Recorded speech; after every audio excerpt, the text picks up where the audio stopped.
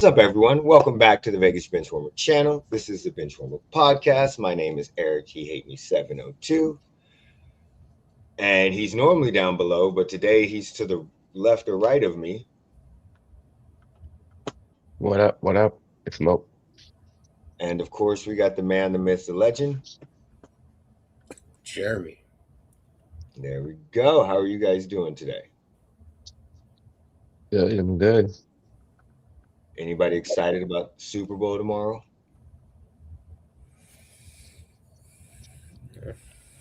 Look at a six. You what? Say I'm at a six. Yeah, I'm probably like 4, 5. Like I don't think it probably is going to be a very good game. There's not a lot of intrigue around it to me. Like I don't have any emotional connection to either team, and I really don't care who wins. Granted, I am pulling for the Patriots because one of our good friends just had to put their dog down last night, so I am pulling for that because she's a Patriots fan. Kristen, Jeremy, she had to put her dog down. It had cancer really bad. So, but other than that, I don't have really an emotional connection to it. It's kind of like when the Patriots played the Rams. What are your thoughts on the game, Jeremy? I just want Kubiak to call a good game so that way I know what I'm getting.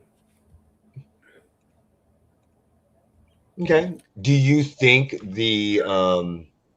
I don't want to say like he's taking his attention away from it, but do you think that the dealings and negotiation he has going on with the Raiders, do you think that's gonna affect the way he calls the game on Sunday?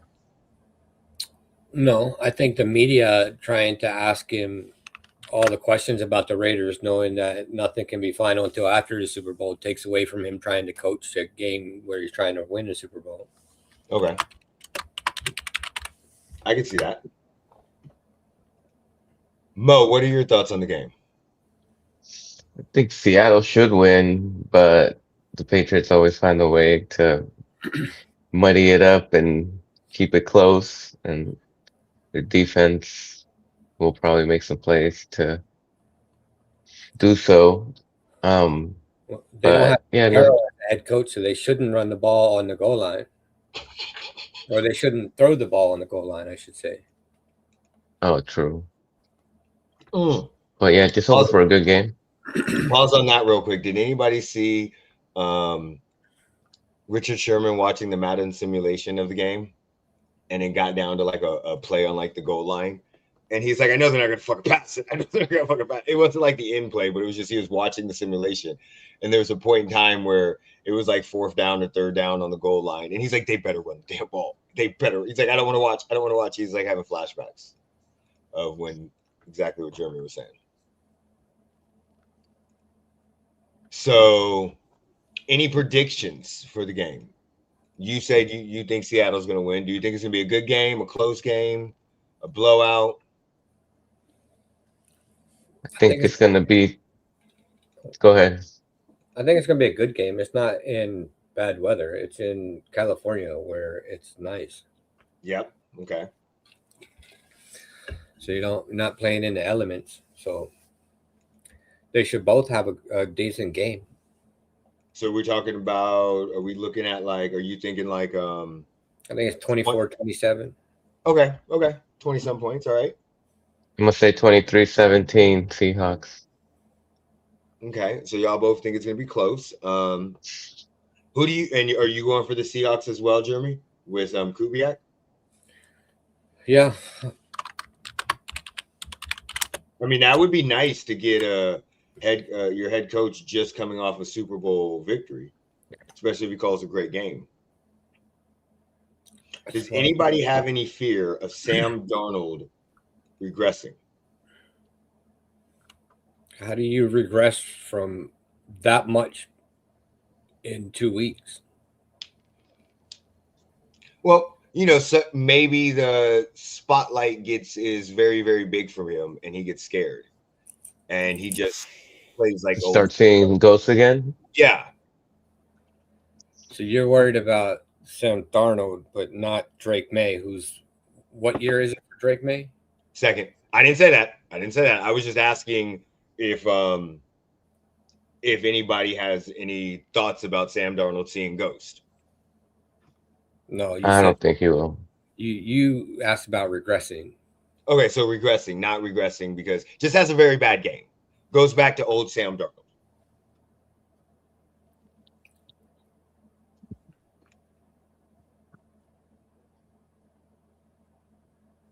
I don't know how you regress that much in 2 weeks. Yeah. Mo, what about you? I think he has a great game. Okay. It's gonna be his second coming out party again. Does anybody have any question marks with Drake May?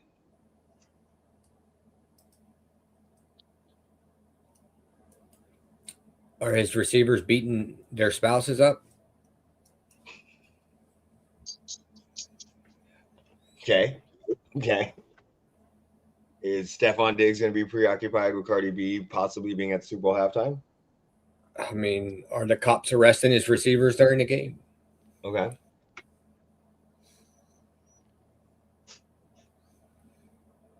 I don't know. I think I don't have any worries. It should be a good game, but fuck the Patriots. I don't give a shit. No, he's not bad. No, I don't. Yeah, no.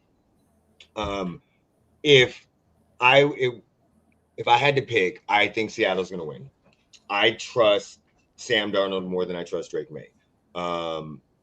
I do. On the plus side, I don't know if I trust Mike Vrabel more than I trust the Seattle's coach, which I'm drawing a blank on who he is. Mike McDonald? Yeah, what his name is. So it's kind of like that's kind of where I'm going. Who do I trust more? I've been wrong all playoffs. As people have seen on the podcast, I have been horribly wrong in the playoffs. So here's what's gonna happen. Yeah, so yeah, I'm not even gonna say here's what's gonna happen because regardless, it's gonna be wrong. But I don't have my biggest thing is why I would pick Seattle is I'm more worried about the Patriots team. I know there's been a lot of talk about how the Patriots have played like the fourth easiest schedule in like the last 30 years. Even in the playoffs, they had kind of a lot. They've had more not gimmies, but more. The luck has been better for them. They got more breaks along the way. They don't play against Bo Nix. He gets injured on the last play of the game. They play against a quarterback that has 5 half turnovers, which again that could have been due to the defense, but he was seeing ghosts. So I just think they have had an easier road than the Seahawks. I think the Seahawks are more battle tested. Even in the regular season, they had great games, but there was a lot of games that they were getting their butts. Most of their games were close quarter games, close wins. They came back from a lot of games. So yeah, I just think they're going to have. I trust the Seattle's offense more than I trust the Patriots' offense. Same way with the defense. The only drawback I have to trusting the Patriots' offense, Seahawks offense, is what do you guys think about Josh McDaniels? Do you trust Josh McDaniels to call a great game, being in his? I trust him as an offensive coordinator. I don't trust him as anything else. That's what I'm saying because he's the O coordinator, assistant coach of the year, being in his 9th Super Bowl. Do you think he's going to have the Patriots offense prepared to go like to the tip-top shape? So as an offensive coordinator, he always has his offenses prepared. Okay. If you put him in any other role, he doesn't have shit prepared. You do know this. He was your coach. So that's kind of my. You don't even have to use the Raiders as the fucking measuring stick. Fucking look at everywhere else he was. He never had shit prepared. Anywhere else he was, he never had anything prepared. Yeah. Put him back as offensive coordinator. He's got shit prepared. He's got shit ready to go. He's a great coordinator. He's an amazing coordinator. That's kind of my drawback of why I think this would be a good game. Normally, I would probably say I think Seattle is going to blow them out, but due to the Patriots coaching staff, they're gonna keep them in this game. I ultimately think it's going to come down to, and this is so cliche, but whatever quarterback makes the least amount of mistakes. I think both defenses are going to play well. You'll have a couple blown coverages, maybe here or there, where they get a big chunk of plays, but it's going to come down to which one of the quarterbacks decides that they're going to turn the ball over or do something stupid on a third and short.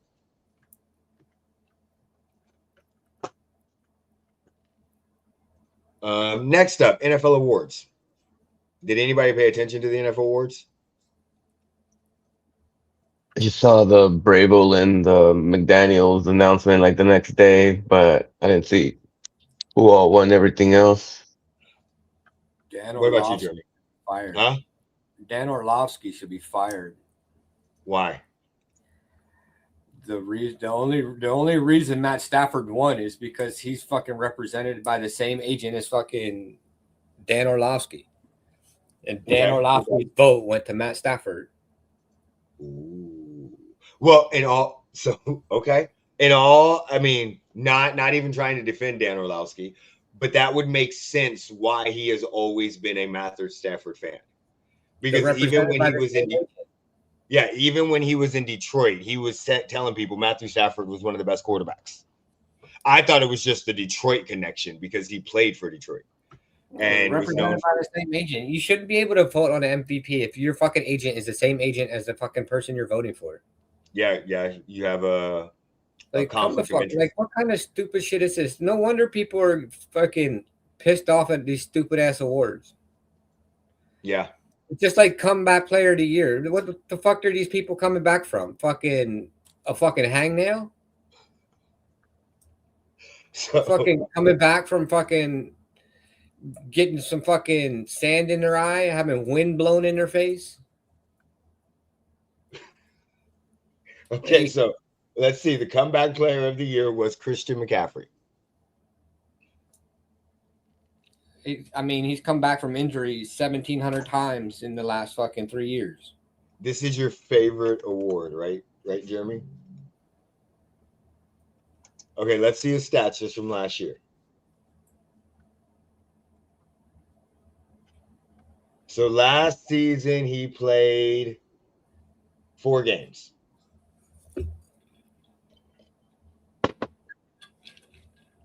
In 2021, he played 7. In 2020, he played 3. Okay. What do you guys think about the MVP? That went to Stafford, I'm assuming. Yep. Yeah. With 3 million kids. It was. He had all of them up on the stage too. It was one of the closest, I think, votes ever. It was by the deciding vote was the fucking guy who shares a fucking agent with him. Okay, continue. So, do you think that you're saying if Dan Orlovsky did not vote? And what fucking idiot gave Justin Herbert a fucking vote? Very, very good point. What fucking numbskull? We need to find out who the fuck that was and beat the fuck out of them. I think they should make do you guys think they should make the voting like we know who voted for those people? They should, instead of just saying 300. It should be public. Yeah, make it public. Have to do a fucking FOIA request to find out what idiot did it. So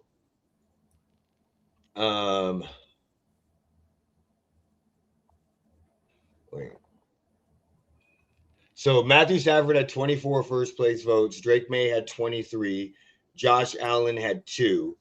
And what's his face? Matt had 1. Trevor Lawrence had 1.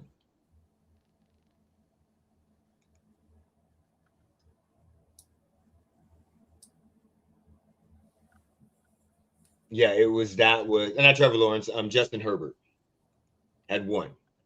So that was kind of crazy. He voted for himself. Justin Herbert doesn't have a vote. I thought you just said, how did he get a vote? No, we don't know how he got voted for. Oh, how did he get somebody? How did he get a first place vote? How did Justin Herbert get a first place vote? That's what we don't understand. What did he do to deserve a first place vote?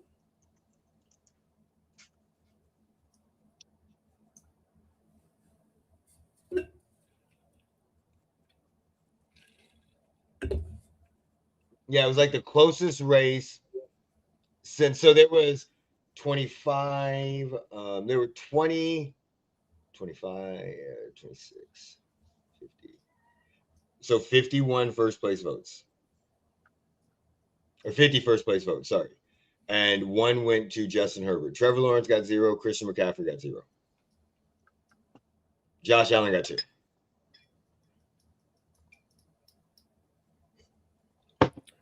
So yeah. So Justin Herbert got 10 points.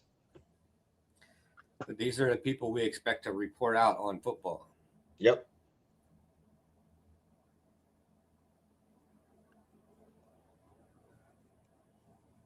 So what about defensive player of the year? Myles Garrett. That was the given, right? After breaking the sack record. I would say so. What are your thoughts, Jeremy? Yeah, but where's that other defensive player who was it that got mad about the sacks the last time? About them Aaron Rodgers giving up the sack willingly? Oh, that one dude, yeah, to Michael The Strahan. same thing happened this time. Why is he not bitching about it this time? That is true. They gave him that last sack. They did. I mean, Garrett won, and then Will Anderson was second, and Micah Parsons was third. He didn't play half the season. But Micah Parsons was third. Okay. What about Rookie of the Year? Did you hear about Jackson Dart saying he felt disrespected that he got no first place votes? I mean, you can blame that on your head coach. Yeah, because he kept sending you out there to get concussions. The Browns got 2 different defensive players of the year because they got defensive rookie of the year. Carson Schwingsinger. Do you guys know who that is? Wait, what? Mm-mm. Carson Schwingsinger. Schwingsinger.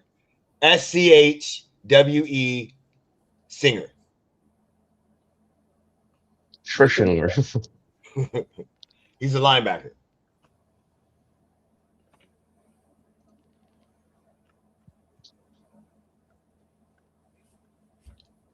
Joe Tunney got Protector of the Year. We already talked about the comeback player. Coach Vrabel got Coach of the Year.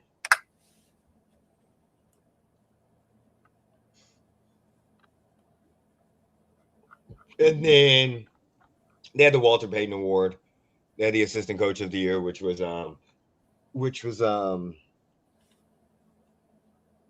Josh McDaniels, which I originally, when I first saw the awards, I thought that's why Drake May didn't win. I was like, if they gave the Coach of the Year and Assistant Coach of the Year, some of those people that voted for them for Coach of the Year, Assistant Coach of the Year, was going to say no. And then I saw the voting reports, and I was like, oh, this is just dumb. Did you see that they had Tyler Show's dad or father-in-law announce Teteroa McMillan as Offensive Rookie of the Year? No. Who's Tyler Show's dad? I don't know. Like, it's his fucking father-in-law. What the I mean, but is he somebody like an ex-NFL player or something like that? Oh, I think they just fucked up because Tyler Show won the Pepsi NFL Rookie of the Year. Oh. And they had his dad up there, and his dad presented the AP NFL Rookie of the Year, and that was Teteroa McMillan. That would not surprise me. He looked so uncomfortable giving out the award. The NFL, the NBA, all of these governing bodies have become dumb. It's like the they might have done that shit on purpose for shock value to get clips.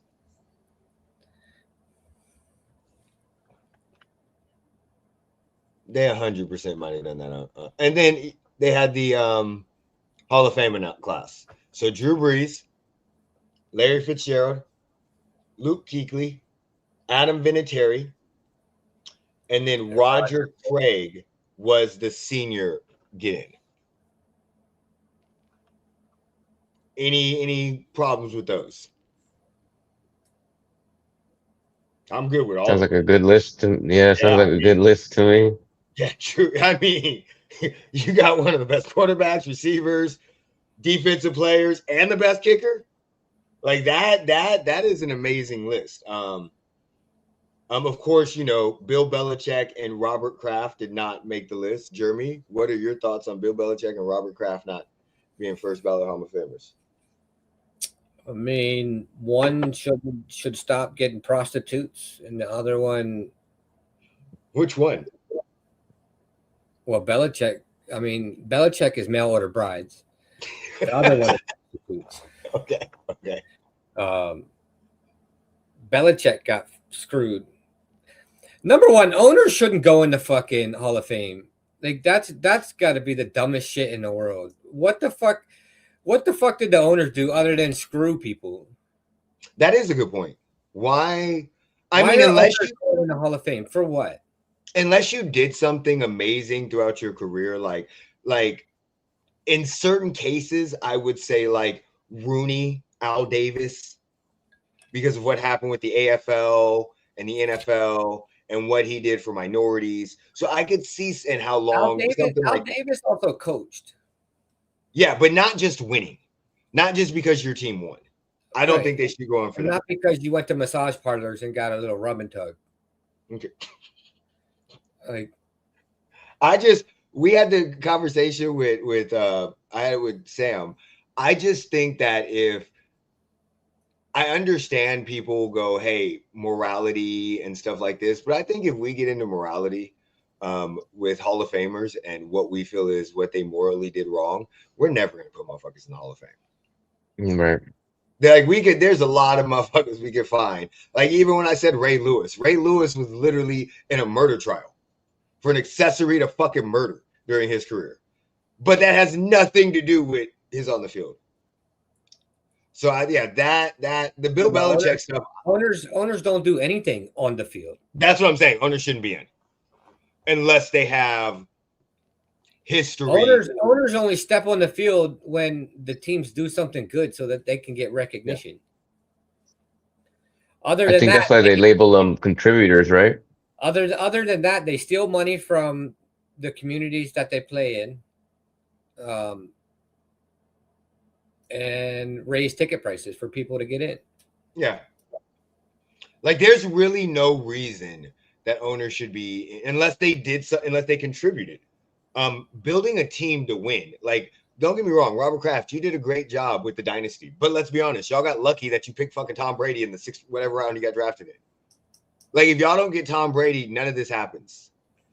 That wasn't Kraft. Robert Kraft didn't do none of that. Don't let that motherfucker lie to you. But I know he didn't pick him, but that's the organization. Robert Kraft did not contribute anything. He did not care about that. Other than he sat in the room and was on the camera whenever they showed the war room. Yeah, so you're right. You're right on that. That was it. He did not contribute anything of substance. Yeah, you're right. You're right with that one. That's 100% accurate on that. So, okay, Belichick. What are your thoughts on Belichick? He got screwed. There should never be another coach that ever is a first ballot Hall of Famer. Ever. Never. Ever. And if there ever was before, they should be rescinded. There's 4. They should be rescinded.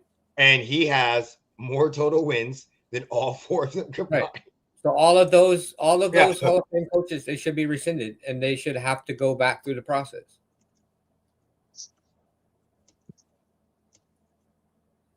It's Landry.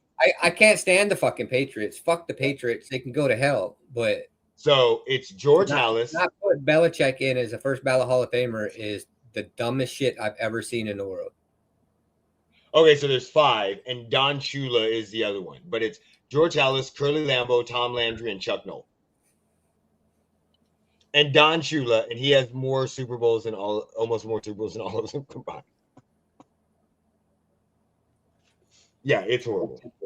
Now, when people said he had to wait a year because of Spygate and Deflategate and some of those other cheating scandals that he got into, I'm not saying he should be a first ballot Hall of Famer.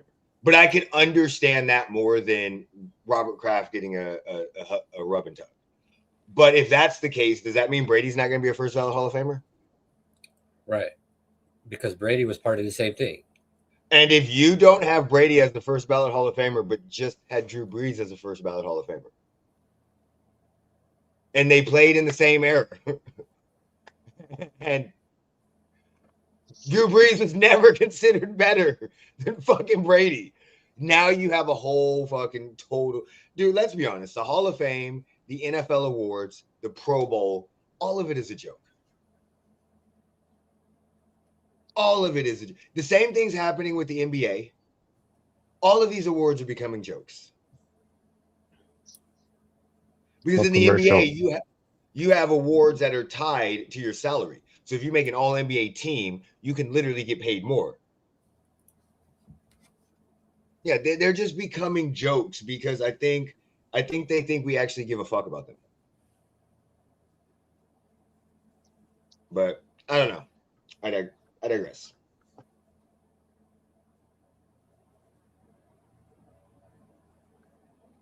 Okay, so Jeremy, I know you probably did not pay attention to the NBA trade deadline, did you? Okay, so tell me if you know some of the people that we're talking about when they were traded. You know Anthony Davis is, right? Yeah. You know he was traded for Luka Doncic, right? To the Lakers last year? Oh, yeah. Okay. What you meant? So, no, Anthony Davis was traded again to Washington Wizards. For like nothing. That sounds like bag of potato chips. That sounds like a smart business decision. It was 2 first-round picks. One of them is the Thunder, so it's going to be the 28th, 29th, 30th. And then one of them is a heavy protected Warriors from 2031. And inspiring contracts. That was like one of the big trades. Some of these fucking trades from the NBA make me fucking want to shoot myself. So the Dallas Mavericks traded a top 5 talent. Here, let me give you a player, and then I'm going to give you a first-round pick that's fucking 47 years down the road. Oh, here's another one. This is the one I want to talk to you about. So Indiana and the Clippers made one of the weirdest trades ever, okay? So Indiana traded for Zubac. Zubac is a center for the Clippers, right? They traded for him. The Clippers got a protected pick. The pick is protected 1 through 4 or 10 through like 19. So if the Pacers, because they do a lottery, they don't do it based off your record. If their pick lands between 1 through 4 or 10 through 19, they keep the pick. If it lands in 5, 6, 7, 8, or 9, it goes to the Clippers.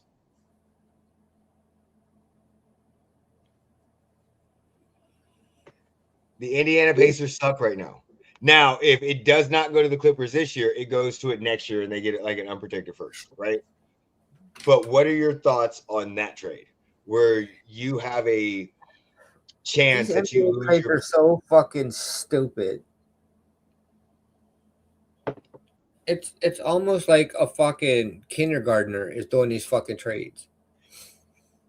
Kindergartner's just like, here's a bunch of shit in the basket. Go ahead, pick. There's a bunch of Post-it notes in the thing. Just go ahead and close your eyes, reach in and pick something. Be like, here. This is what we're doing today. It's fucking retarded. Okay. It's the dumbest. These trades are the dumbest fucking thing I've ever seen. Like, we're going to give you a player. I want a first round pick from 2087. Like, what the fuck am I like? Oh, I have a feeling that there's going to be a great player from fucking the class of 2086 coming up, and I want that pick in 2087. So I know you're going to suck for the next 83 years, so that pick should be good. Okay. So I would like to get both of your thoughts on this. So you know who John Morant is, Jeremy, the guy that got suspended for guns, okay? Yeah, guy who was in a strip club flashing guns, yeah. So he is a young two-time All-NBA, two-time All-Star. Teams won't trade for him because he gets injured and of his off-the-court incidents, unless the Grizzlies are willing to give up a draft pick. But James Harden is 37 years old and requested another trade from the Clippers and got traded for a 26-year-old and a draft pick. There's more liability with the 26-year-old who likes to play with guns in strip clubs. Not that 26-year-old, a different one. He got traded for Darius Garland from the Cleveland Cavaliers. So you have a 37-year-old dude that every team he goes to within 2 years, he forces his way out. Maybe there's more. There's more. There's more onus, or there's more. What's the word I'm looking for? There's more weight put on the knowledge that he has. Okay. That he can provide the locker room than what a younger person can provide. Maybe they have confidence that he can provide knowledge to their younger players. Okay. So they don't mind giving up whatever they got to give up to get him, so that he can bring that knowledge and help build the team. Got you. What are your thoughts, Mo, on James Harden getting traded, but Ja Morant can't get traded? I think you know what you're getting, even though Harden can be a headache. At least you're getting some, you're getting some buckets from his end. He's been one of the most consistent scorers, I guess, of his time lately. Even though he's not peak MVP James Harden, I think he's less injured than Ja Morant, and it's more of the trade demands than the things that Ja Morant's been involved with. Got you. When I saw that James Harden, there was a report that came through like 2 days beforehand saying James Harden would welcome a trade to Cleveland. And then 2 days later, it was done. I'm like, wait, let me get this straight. I understand that Ja Morant's contract is huge. It's $46 million. He's got 2 years left on it. But this is a win now mode for Cleveland. Do y'all know? Like, we know what we're going to get from James Harden in the playoffs. There's going to be 3 games, most likely game 6 or 7, that he does not show up. And I'm a Sixers fan. I saw him score 9 points in game 7. So that was just mind-boggling to me. Like how teams were Cleveland was so willing to give up a draft pick and a thing for James Harden for Darius Garland. When I'm like, dude, if y'all want it, I'd have went and got Ja. I would have. That was just surprising. I didn't understand it. You guys make a very good point. James Harden is who he is, and Ja is young and dumb. Mo, anything surprised you with the trade deadline? I think the Anthony Davis thing is probably the one that sticks out the most, just as far as like a year into or post Luka deal, and like he's on the bench more than on the court, so I'm not sure what. And he doesn't want to be there. He's already came out and said he does not want to be there. Basically, he was not happy with the trade. Yeah, I don't think many people want to be there. No, nobody wants to be to Washington. I was most shocked about Giannis not being traded because there was a report that he said he'd welcome a new home. There were multiple teams that offered him a bunch. I do think that the Bucks will be able to trade him in the offseason for more capital, depending on what happens in the playoffs. But I don't know how many better offers you're going to get than Golden State's offer. Golden State basically said you can have anybody but Curry and however many picks you want. They could have got Kuminga, could have got Butler, a young talent to build around that didn't cost them much money. They would have had to figure out what they were going to do with his contract last year. The problem was the Spurs weren't offering money. There was talks of the Sixers offering, but from the Golden State thing, that's why they ended up trading Kuminga to the Hawks. I was like, And now teams are saying that they're frustrated with the Bucks because they went in and gave everything they could, and they never thought there was a real trade. They never got a counter offer or anything. So I just don't know what the fuck the Milwaukee Bucks are doing. Like, I understand a lot of teams are like, we don't want to trade Giannis if we don't have to. But you guys have done a lot of shit. You don't have many picks. If you continue to try to do things to build around him to try to win a championship soon, you're going to have even less picks. I think right now would be the perfect time to cut bait. And I don't know if you're going to have desperate teams like in the summer that you're going to have that you had this trade deadline. I do not know if Houston gets kicked out or they're going to be willing to give up trade picks for Giannis, because now Giannis has 1 year left and maybe he doesn't want to sign with them. I don't know if the Spurs are going to go all in on Giannis if they lose, because it depends on how the landscape was. Last year, you had Cam Ward got, I don't know if you guys know this, Cam Thomas scored 23 points a game last year. He got waived. So he was on a restricted free agent deal with no trade, but he got waived. Like, there were so many players this offseason that thought they were going to get money that did not get money and signed restricted free agent deals. The landscape can change so quickly. So I just think now probably would have been the best time to get a trade, unless New York said we'll give you. See, New York doesn't even have good trades, so I don't know. That was the biggest surprise to me. Jeremy, what do you think Giannis ultimately gets traded for? Let's hear your trade for Giannis. I have no idea. Some stupid fucking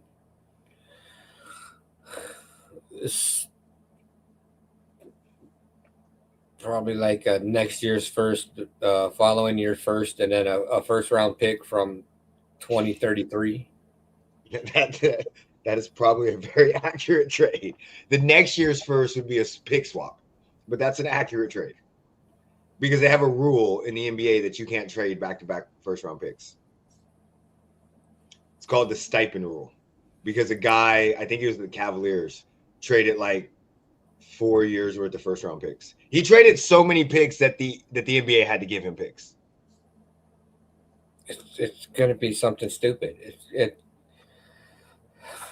Every time I hear a trade from the NBA, I'm just like, what kind of dumb shit is it this time?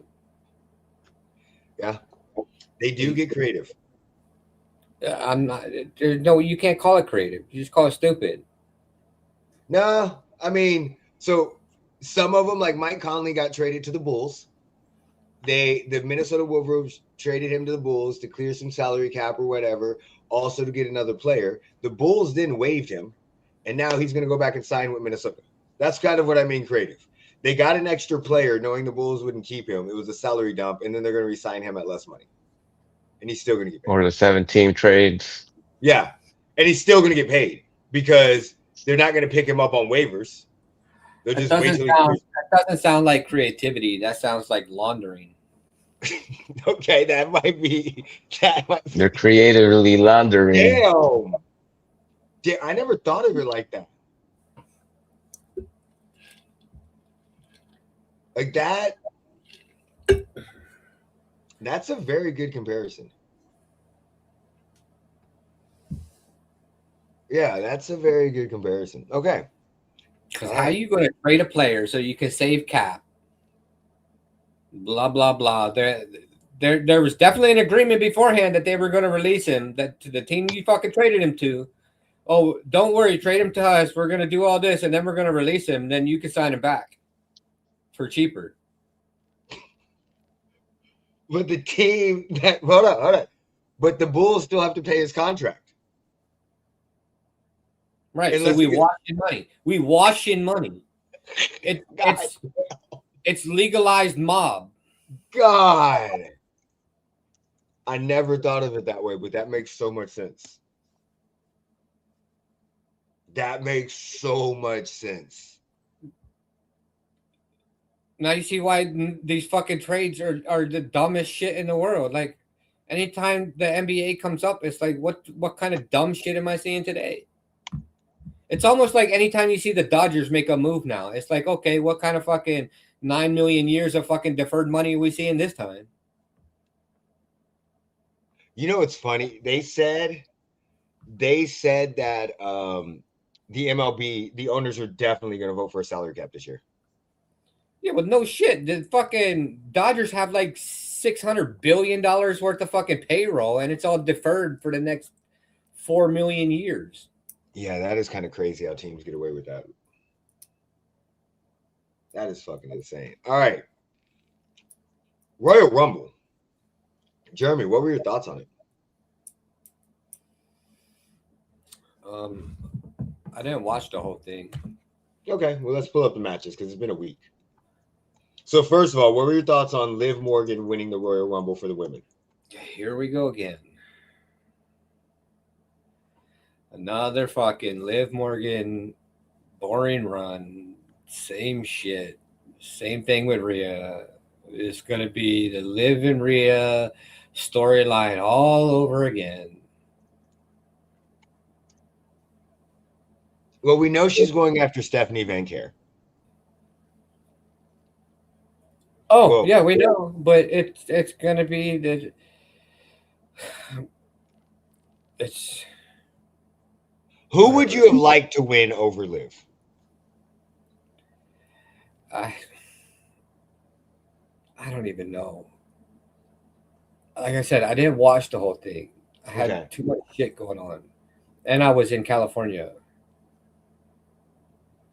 So the final four you had. Okay, so I was on a battleship during the Royal Rumble. So I was okay. I was okay with Liv winning. I preferred her over Tiffany. I wouldn't have been bad with Raquel winning. I'm starting to like Raquel. I prefer the Prime bottle over Tiffany. I'm glad Rhea didn't win. I'm glad Charlotte didn't win.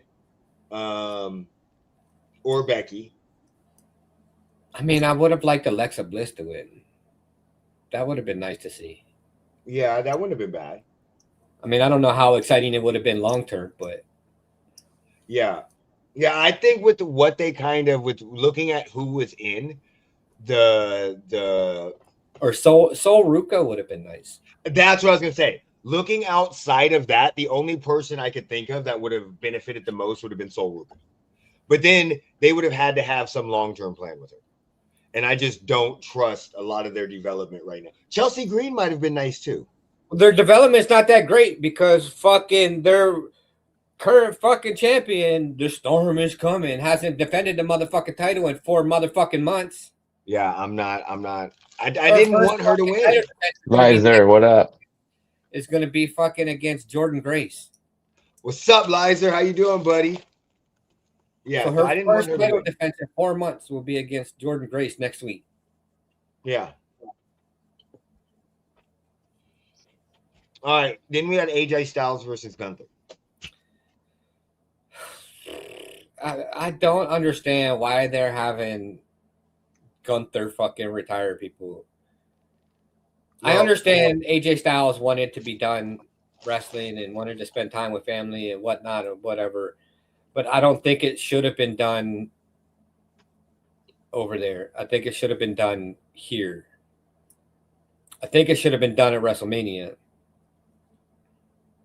I think in this scenario, it would have been better to have an injury, so he could go out for a little bit and then come back and do his retirement tour around WrestleMania time.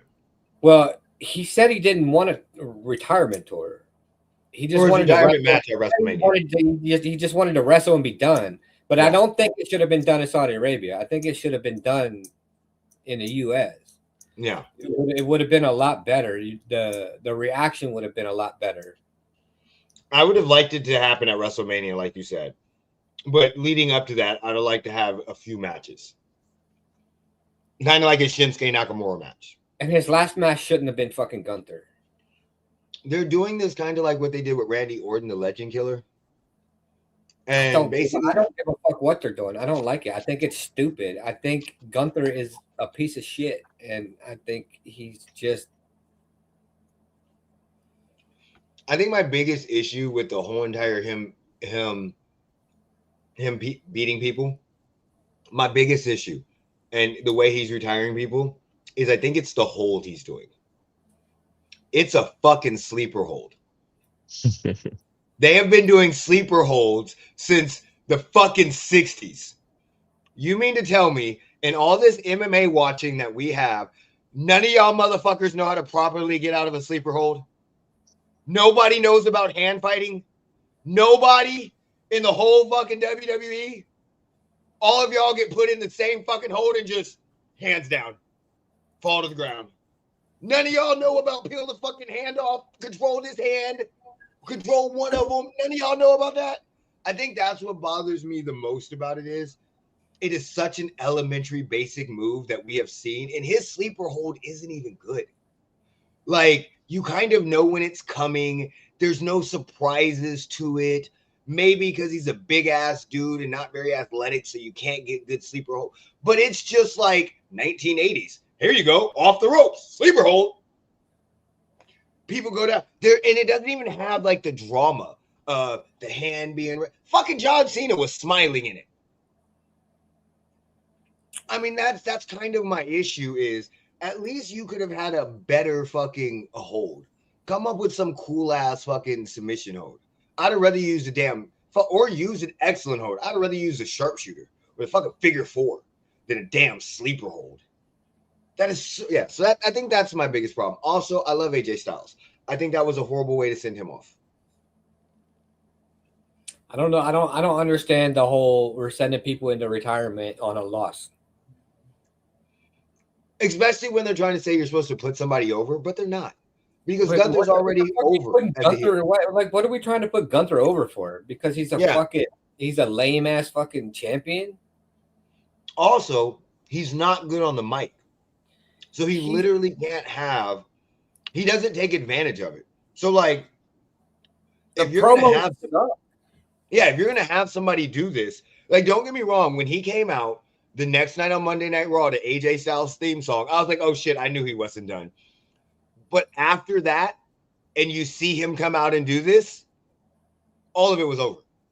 He tapped out like a bitch. No, you need to come up with some good ass shit. So yeah, that was the most disappointing thing in the world to me. And I still don't think he's done. I don't think he's done. He's still gonna. I think he's gonna wrestle one more match in TNA. I think is what I heard. He's not done in WWE. I think he is. He's done with in-ring stuff. But I think I heard that he's going to wrestle a retirement match in TNA. I agree with you on that part. I don't think he's done in WWE because there's too many things. Like he went to drop his gloves, but he didn't. He didn't leave his boots in the ring. And then immediately after that, he shows up on the Stephanie McMahon podcast. And her stupid ass and she goes, well, what about it? He goes, I don't know. At that time, I didn't know if it was the right moment or not. She's like, well, a lot of people are saying that you're going to come back. You know, I'm enjoying spending time with my wife and family. Never say never. I'm telling you, in like 6 months around SummerSlam, he's going to come back. Maybe 1 or 2 more matches, have 1 more run, and that will be it. And then he'll retire. I think this is almost like an injury angle they used to do.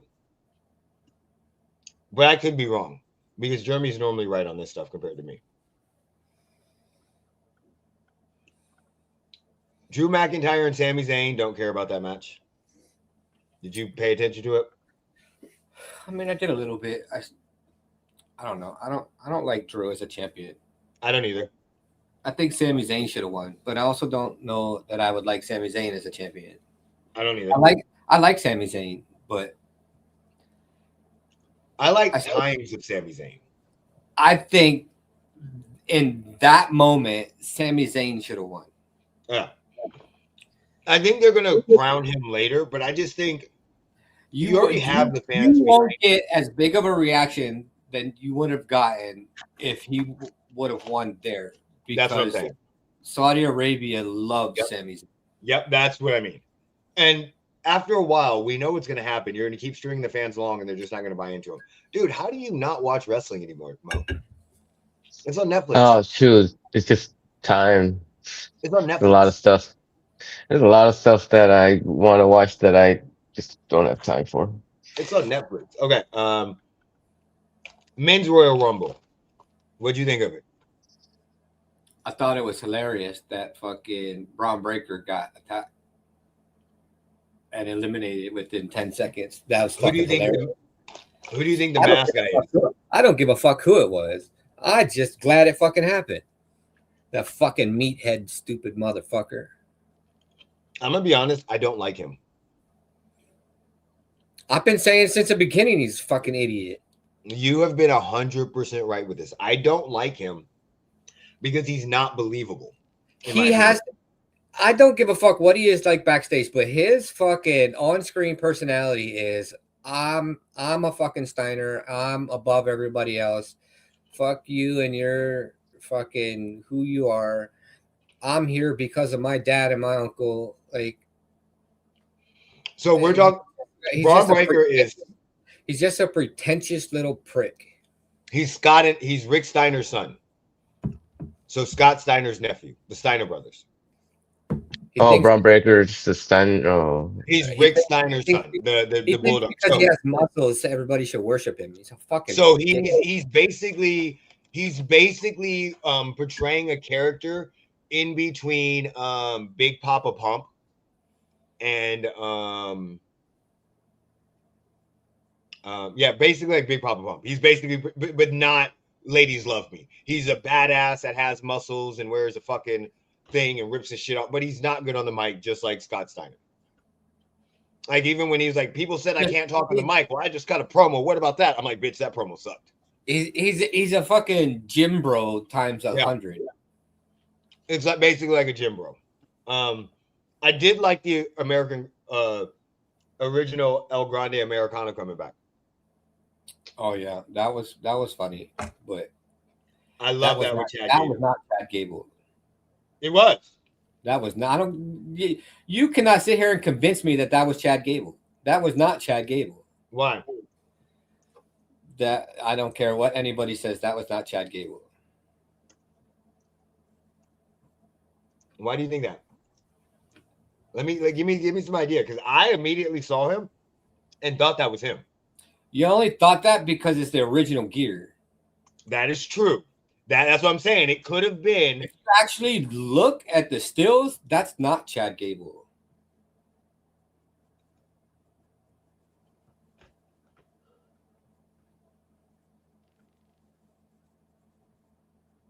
Oh, you're right. That is not Chad Gable. Unless something happened to his face.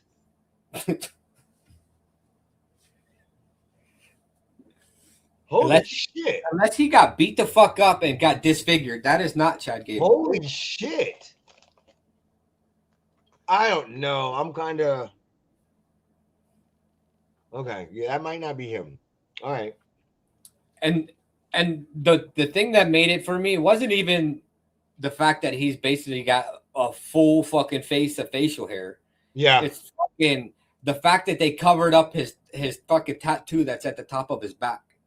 Oh, you're right. The original gear never went up that high, so it showed the tattoo. You're right. I didn't even realize that. You can't see his back of the neck tattoo. Right. So they put the gear up high so it would cover where you could see the tattoo, because that person, not guaranteed, it doesn't have the tattoo. It's not Chad Gable. Yeah, you're right on that. Okay. What do you think of Obi Femi? I like Obafemi. Mm. He just, I don't know. He looks fucking huge on screen. Did you like the Final Four? Logan Paul is a Final Four Royal Rumble participant. No. Oh. Fucking Jake Paul's brother. He should have been second eliminated. Roman Reigns, Randy Orton, and Gunther. Gunther should have never been put in the match. I think that pissed me off even more.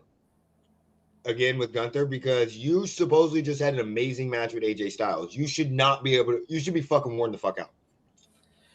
Well, they should have put what's his name in the match instead of Gunther. Who? The one that they said they didn't have any room left in the Rumble. Yeah, Finn. And left Gunther out of the fucking match. What was the point of having Gunther in the fucking match? There was no point in it. Just to piss people off, to think he was going to win. And then have Logan Paul be one of the Final Four. For what? Just because he has a large following. He doesn't, like, it's stupid. Okay. First of all, thought process real quick. I saw this video where somebody said Logan Paul is the masked guy that stopped Braun Breaker. I see that too, but I don't think that's. Okay. He's got too much hair for that. And what did you think of LA Knight making his comeback? That's who I think the masked guy could have been. That makes sense. Especially what happened on Monday Night Raw. Yeah, that's who I think the masked guy was. But I'm probably wrong there, but that's who I'm guessing. And are you okay with Roman Reigns winning? Whatever. We're gonna have another. He's gonna win a belt at WrestleMania, and we're gonna have another 14-year Roman Reigns reign, and he's gonna be off screen for 5 months, and then come back for a match, then be off screen for 7 months, and then come back for a match, and then be gone for 4 months, and come back for 2 matches, and then it's gonna be the part-time shit. It's whatever. I'm excited for this rivalry only because of the build-up. I think the War of Words is going to be fucking amazing. Speaking of Monday Night Raw, what did we say? Some fucking zeros or some shit like that? I think it's going to be fucking amazing. I think it's going to be very similar to, this will probably be one of the best build-ups that CM Punk has had since the Seth Rollins things. Like, it's just going to be a... So you're currently watching CM Punk's retirement tour. Yeah. That's what this is. I don't think CM Punk makes it to the end of or to the middle of next year. Okay. I didn't see that. I think this is CM Punk's final run. I could see that. And I don't know. I mean, this is a stretch, but WrestleMania may be his final. It could be. But yeah, I think it's going to be an amazing build-up. So CM Punk's the champion right now? Yep. Basically, so they had to switch. What ended up happening, so they've done a great job with CM Punk. And there's been times, like when I used to watch him back in the day, I would say, I don't know why people think he's so good. The same shit I said about Cody Rhodes. I can't stand Cody Rhodes. The more and more I watch him now, I'm like, I fucking get it. I get it. Like, he doesn't look the part. He may not be the best in the ring, but when he is on that mic, combined what he can do in the ring, he has some of the best promos. And he just goes in. So yeah, he's the champion because of Seth Rollins. He's the champion. Whole story with Seth Rollins. And the thing with Roman Reigns and CM Punk is they have built this rivalry for about a year. So they've had multiple times where they've been going back and forth. Roman lost to Seth Rollins because Paul Heyman betrayed him and CM Punk, which Paul Heyman betrayed Roman Reigns first. And then they came back together at the War Games. And they were in the movie, what was it, Zootopia 2, and he's like Zebros, and they shook each other's hand. But then he mocked Roman Reigns afterwards. So like they've literally had intertwining stories for like the last year and a half. And now they're Wait, like, Roman Reigns is one of the Zebros? Yeah, Roman Reigns and CM Punk from Zootopia 2. They're both the Zebros. Yeah, CM Punk and Roman Reigns. The guy was talking about it that made it. He said when we were asking about it, who do we want to be in the movie? And one of his friends was watching Raw and was like, CM Punk, Roman Reigns. So they called them. It was fine. And then he's like, I would have never known on War Games that would be trending because that was the same time frame that the movie was in theaters. So at War Games, right after they lost the match, he looked at Cody and said some shit to Cody like, bitch, I'll never tag with you again. And then he looked over at CM Punk and CM Punk said, Zebros? And he kind of smiled and they shook hands. And then in this episode on Monday, he called him back. He's like, what did we say? Some fucking dumbass Zebros. And then I shook your hand like a man. And then you mocked me as you walked up the ramp. Yeah, it's going to be really good. Really good. Anything else you guys want to talk about?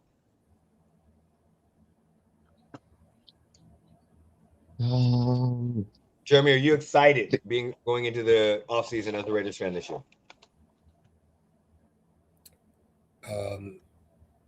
excited as I can get based on past history. But do you feel like the Raiders are doing? I feel like the Raiders are doing a very good job in their coaching hire this year. I love the fact that these fucking idiots that constantly, oh, we have sources, don't know shit. I love watching them on X look like stupid fucks. Oh, this is what's happening, and then the opposite happens. Like, yeah, you're an idiot. Okay. I like that they're keeping it all in house and nobody's leaking anything, or they're leaking stuff and it's intentional. Yeah, they seem like this head coaching search seems really good. They didn't overreact. Even when everybody else was snatching up coaches, they knew who they wanted, and they waited for them. I think this is very good.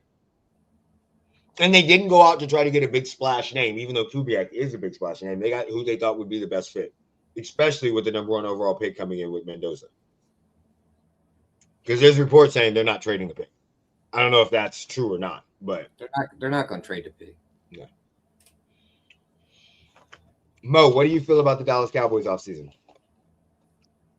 I hope that they can re-sign Pickens and it's not a fucking drawn out process like it think that it's gonna end up being. Okay.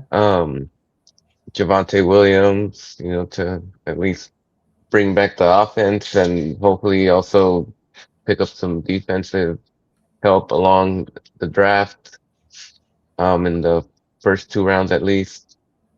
Possible edge rusher or linebacker, I would say would be a start. Yeah. A lot of work to do, but those would be the things I would say could help in the beginning. And you've seen the reports of Micah Parsons recruiting George Pickens to Green Bay, right? No, I haven't seen that. Yeah, he's been recruiting him. Me, for my Chiefs, I feel good going the offseason. I'm holding reservation until I see what they do in free agency.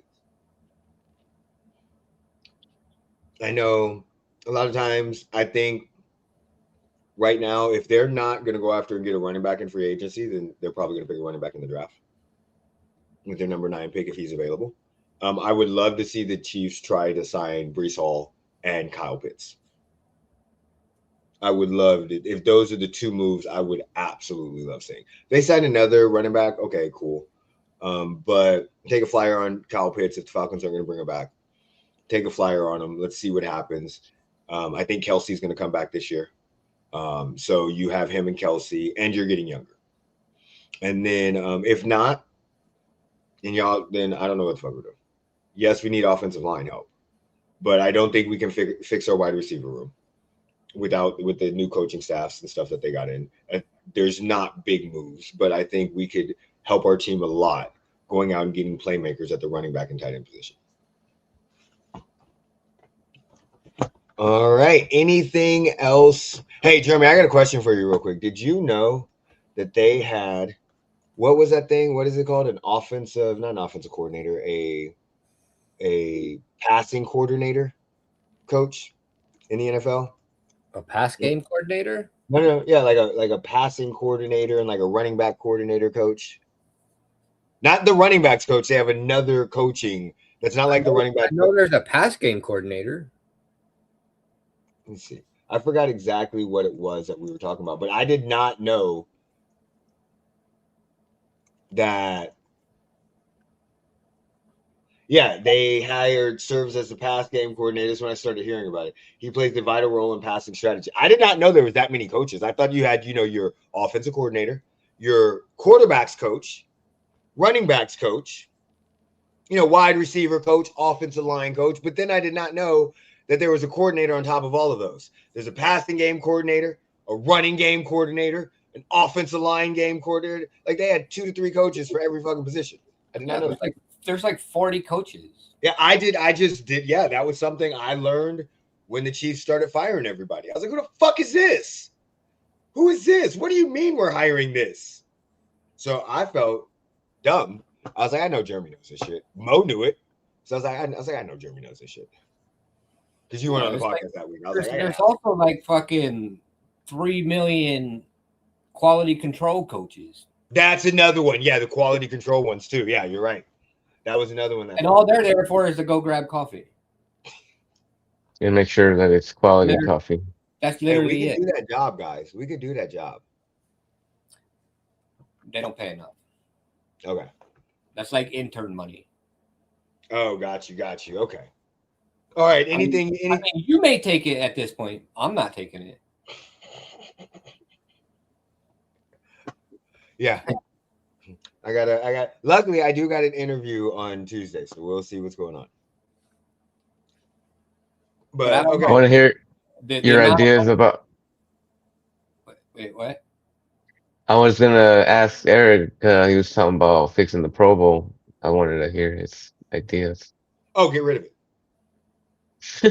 No, you said the topics were how to fix the Pro Bowl. Okay, That's all not right, so fixing the Pro Bowl. Here's my Not how to get rid of the Pro That's Bowl. getting rid of the Pro Bowl. Here's my idea, okay? My idea, and I thought about this when I was extremely high. So now that I'm not extremely high, When you think about everything, so that's it doesn't sound that great, right? So that's probably why I didn't want to talk about it, okay? So I think that the NFL should adopt something very similar to the MLB and the NBA, where you have your all-star game in the middle of the season. You still get your All-Pro awards at the end of the season, just like, the NBA has the All-NBA team. You still get those. But your Pro Bowl, I think, should be in the middle of the season. I think, especially since we're about to go to 18 weeks. Okay. They're already talking about moving to an 18-week schedule. So I think if they pull in an 18-week schedule, I think they should do a Pro Bowl in the middle of the season. After 9 games, no bye weeks the first 9 games. And then after 9 games, 3 weeks off. In that 3-week time frame, you can have some shit that you want running, right? You can have Pro Bowl vote announcement. You can turn it into one of those fucking dumbass shows that they already have for the NFL honors that nobody gives a fuck about. You can make it in like Hawaii or Florida or some of these tropical places. Shit, you're a fucking international country. You want to go to fucking Jamaica. Make it someplace where, instead of having these international games, we go there with some Pro Bowls. Put on some skill challenges. They already play fucking flag football. But, you stop. Hey, this week on this Saturday, these Pro Bowls, we're going to take this group of Pro Bowls to Hawaii. This one Are you keeping it flag football? Fuck yeah. We're not doing any real football. We don't want to get them hurt because we don't want people to opt out of it. You see what I'm saying? But give them an idea like, hey, so instead of having the first week or whatever, hey, we'll have a 3-week, 3 country, 3 continent, whatever the fuck you want to do. And we have that weekend off. So your first week, you guys start flying like Wednesday. You start leaving. You're there for Friday, Saturday, Sunday in that middle week. And then that's when you do your skills challenges, your flag football. You could turn in like the NBA does with the celebrity flag football game, get more people in, get more sponsorships in. You're there, you sign autographs. And it's like Hawaii, Jamaica, wherever the fuck they want to be. Brazil, London. Nobody wants to be in London in fucking December. So no, not there. But, places that are tropical, you could spread the joy of the game. And then they come back and then they have the other half of the week off. So everybody gets rested. Everybody gets healthy. Everybody. And then you're taking them places, you give them some incentive, right? So maybe our family gets to go on a vacation. Who gets to go on a vacation in the middle of the fucking season? Fuck these Christmas games. Fuck this bullshit. Go on vacation, let them have their fun. And then they come back and they're healthy. And then you don't have as many people opting out. So you're not going to have fucking Shador Sanders in the fucking Pro Bowl because nobody else wants to go. And then at the end of the year, you just do your normal award show like you would normally do on the Pro Bowl weekend. Like, do you know the game? None of the skills challenges were even fucking advertised. I didn't hear a shit about this game this That's year. what I'm saying. Like, the only game that was advertised that was actually given television was the Pro Bowl on Tuesday. What was it on NFL Network or what the fuck was it on? No, I didn't watch it. I forgot all about the fucking thing. What's the touchdown? I knew it happened. I knew it was gonna happen, but I didn't hear shit about it this time around. Yeah, so my idea is take a 3-week break once you get 18 weeks. 9 schedules, 9 weeks, 3-week break. Whoever goes to the Pro Bowl, you'll turn into a vacation for their family. They'll be there from like Thursday till Monday. but then they have an additional week off before they play, because they don't play that week, but then they have an additional week off before they start playing games. Then you can start back on your Thursday, the week after that, Thursday, Sunday, all of that stuff. And if you want to stretch the season an extra week, then start bye weeks. Give bye weeks after week 13. So each team will get their bye week. So you have week 13 to night 18 or whatever, and you just stretch them out. So the AFC South is off on week 14. AFC and NFC South, week 14. AFC West and NFC West, week 15. AFC North, NFC North, week 16. AFC East, NFC East, week 17. Bam, you're done. Then you have week 18. Everybody's basically healthy going into the game. I wouldn't give a bye week because you're already given 3 weeks out of the season. But that's my idea. What is your thoughts? Is it absolutely stupid and asinine, or could we readjust it and make it better? I don't know how many people will buy into the 3 weeks off in the middle of the season. I think people like continuity. What people, like the players? No, fans. Okay, so you're thinking that the fans aren't gonna, they're not gonna come back for like that 3 weeks of not having football. They don't want 3 weeks off in the middle of the season. Okay, that makes sense. Yeah, I can see that. Okay, what else?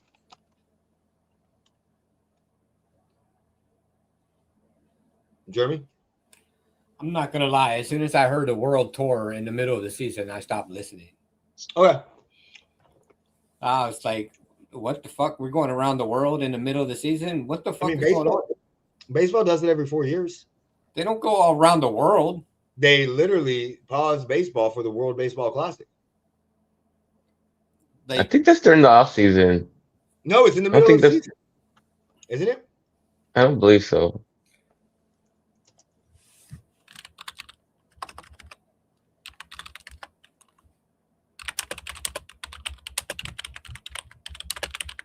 It starts March 5th. That's when the beginning parts of it start. When does baseball start? So the After World April? Baseball Classic is not held during the regular MLB season. I see it. Yep, it starts March 5th through. It coincides with spring training. Got you. Okay. Yeah, let's say it's right before the season. Okay, so maybe that's a bad idea. World Tour is horrible. Okay, I was So missing. games are played Back to in the drawing board. Miami, Houston, Tokyo, and San Juan. I told you I thought this was really good when I was high, really, really high. But then, because when I got home, when I started thinking about it this morning, I was like, this sounds fucking stupid. But like the idea, the essence of the idea is not bad, but a world tour during the middle of the season is not a good idea, I don't think. I was just trying to get rid of the international games that they have. That's kind of what I was trying to do. Like if you change it from during the season to after the Super Bowl, I think you'll get more buy-in for the World Tour, right?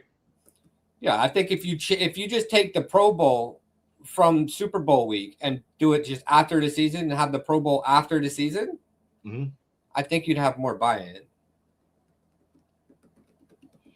Okay. Because then there's no season, there's no risk of injury per se. Everybody's season is over. Okay. You don't have to worry about, the people that are playing in the Super Bowl not playing that were nominated for the Pro Bowl. I think then all the players that were all the fans that voted for people in the Super Bowl that were voted to play in the Pro Bowl can actually play in the Pro Bowl. I just don't know if I lost the Super Bowl if I'd want to play in the Pro Bowl, or if I won the Super Bowl if I'd want to play in the Pro Bowl. Why? The fans voted for you to be in the Pro Bowl. True, but I get it. That's why I thought that's the only reason why I thought it's extra money. That's why I thought in the middle of the season would make more sense, because you really don't have people pulling out of the NBA All-Star game unless it's for injuries. So if you have any financial security sense, you would like it, because the way these football players are spending money, if you hold the Pro Bowl after the season, that's money that they could get after the season. Oh, I see what you're saying. Okay. So would you do a world tour or just keep the Pro Bowl after the season? I mean, the logistics of the Pro Bowl. I'm just trying to get rid of the international games, and I think more. So you're trying to I get think rid of the international games, but you want to take the Pro Bowl on a world tour. Because I think that's how they would get more fans. I get the idea, but I think the same thing's going to happen that used to happen when they put it in Hawaii, and the same thing that they've had. I don't think fans really in the United States really care about the Pro Bowl. I think once the Super Bowl Pro Bowl was in Hawaii, people cared about it. Yeah, but I think they also used to play hard too. That's true. But I think because they would get free trips to Hawaii, that is 100% true. You had less pullouts there. I just think fans don't care as much because the season's over and we automatically switch to basketball, hockey, baseball. But yeah, your idea is right. The World Tour idea is kind of stupid. I just think that's the way to get people to sell. They should just turn the Pro Bowl into drinking games, and you'd get more buy-in from everybody. That would be fucking amazing because we've seen them crush them beers. I don't know that it's stupid, but in the middle of the season, it's stupid. Yeah, it's stupid in the middle of the season. Yeah, you're 100% right there. You're right. Okay. Any thoughts? Any other thoughts on that? That was my idea. Sounds a lot better now that you guys have let me know. But yeah, not a bad idea. Just nobody wants to go to fucking China in fucking December in the middle of their fucking break. So yeah. I mean, I do. But I don't play football either. Yeah, not an NFL player. Okay. Anything else we want to touch on?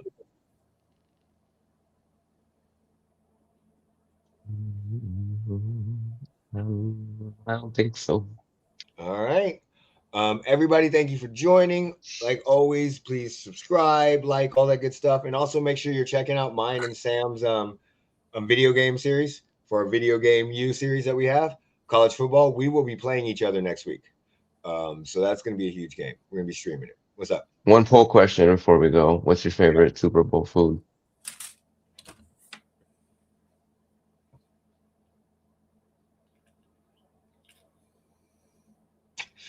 I would say, I'm going to be honest, pretzels.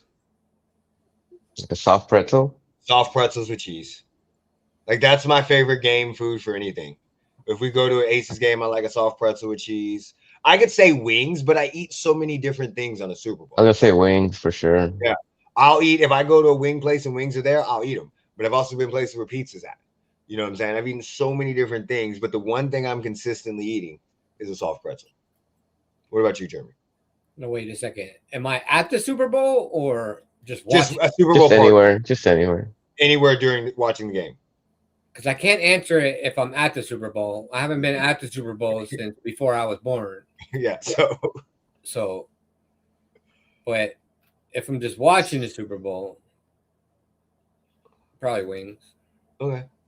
Hey, what are you guys doing for the Super Bowl tomorrow? Probably just going to watch it at home. I think the kids were going to come home early. The kids are at chill here, probably.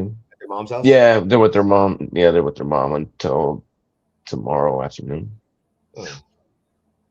What time do you work tomorrow? I go in at 10. 10 p.m.? Oh, I forgot I got money to use over there. Over where? At that casino. Oh. Well, we're going to this. We're supposed to be going to this bar. I don't know. So Alyssa had set it up. Some bar by her work. So for the game? Yeah, for the game. So if anything changes, I'll let you know. But more than likely, you might probably not. I don't know. We just talked about it, and she's like, "Yeah, the bar by her training center." They walked in, and she was like, "Hey," they asked what they were doing for the Super Bowl, and she's like, "Oh, we're doing a whole entire thing. You know, you pay for the Super Bowl, you get food, all this drinks and stuff." But she's like, "Yeah, it's selling out pretty quick." And the lady was like, "But we'll make room for you guys if you want to come," because they go in there all the time. So that's apparently where we're supposed to be going. And what side of town is that playing? Flamingo and Durango, Fort Apache, not too far from you. Oh shit, that's pretty cool. Yeah, that's where the training center is. So let me know if you guys want to join. Jeremy, y'all always do stuff that's so far from me. I know we do. Well, what are you doing? Are you chilling at home? You going to a bar? We'll come to you. Probably not driving an hour from. Okay, but we'll come to you too. That's what I'm saying. You got a bar that you want to go to by your house? No. Oh, I don't go to any bars by my house. we'll come to your house and barbecue. Shit, we I don't care. barely go to bars. That's Me why I too. have liquor at my house. Me too. I don't go to bars either. I rarely ever go to bar. All right. Well, Jeremy, whenever you're ready, take us out. Put me in, coach.